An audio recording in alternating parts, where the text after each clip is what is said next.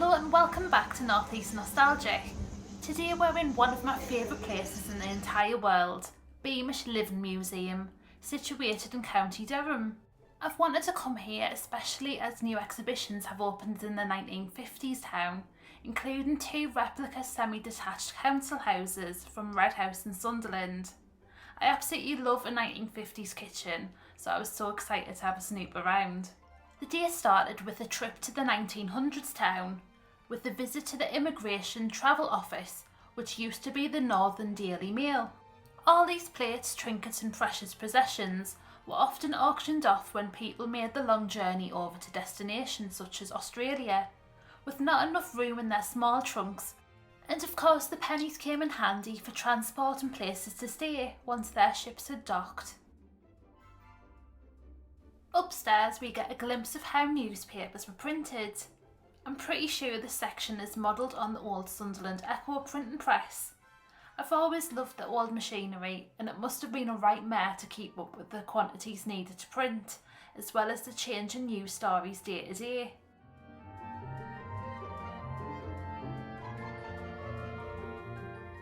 After a little browse and resisting all the old photograph postcards in the photography studio, we headed down to the 1950s town, which is quickly becoming my favourite part of Beamish. Construction is ongoing in the 1950s town. It's amazing to be able to see the structure of the Ryab Grand Cinema coming to life before our eyes. As we venture down the street, we see Elizabeth's Hairdressers, where you can get gravity-defying hairstyles for only £5. You can choose from the styles in the window and sit back in the 1950s chairs to have your own Hollywood moment.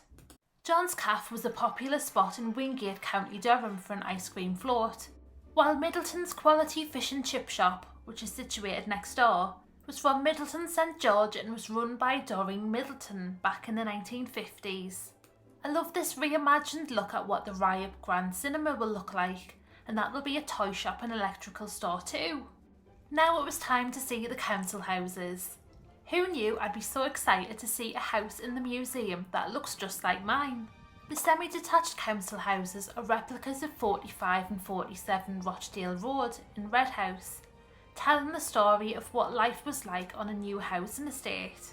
Sitting next door are the police houses from Heworth and Gateshead, showing the domestic life between a sergeant and a constable. As you can see, I was thoroughly dressed for the occasion to see 1950s houses, and couldn't resist a twirl outside. Inside the houses you can catch a glimpse into what it was like in one of the first council housing estates in the northeast of England. After the Second World War, the region undertook one of the largest expansions of housing in Britain to tackle issues of overcrowding as well as bomb damage. The design of the houses was centred around the needs of the family, with many not being used to having so much room and experiencing an indoor bathroom for the first time. I love this little washer with mangle attachment, showing the rise of modern appliances that were becoming accessible for families. By this point we were getting hungry, so it's off to the Edwardian Chippy before coming back to explore.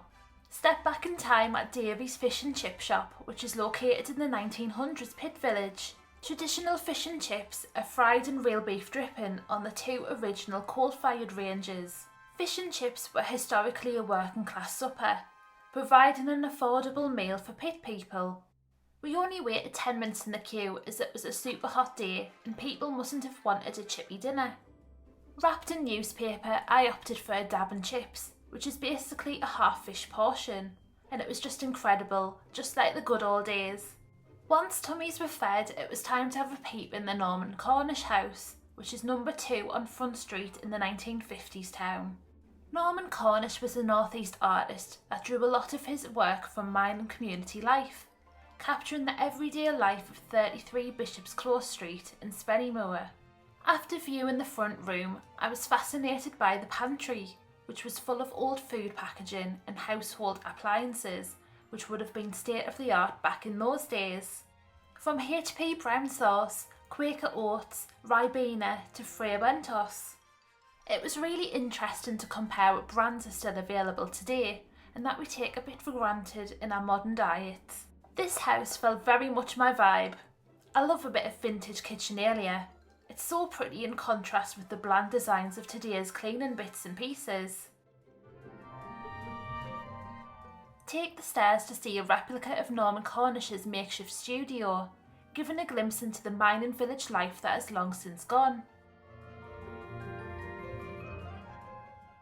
We then see the bedroom with a beautiful green eiderdown and G-plan furniture, as well as a child's bedroom full of nostalgic old books and toys, as if someone's just left them whilst they were going for their tea.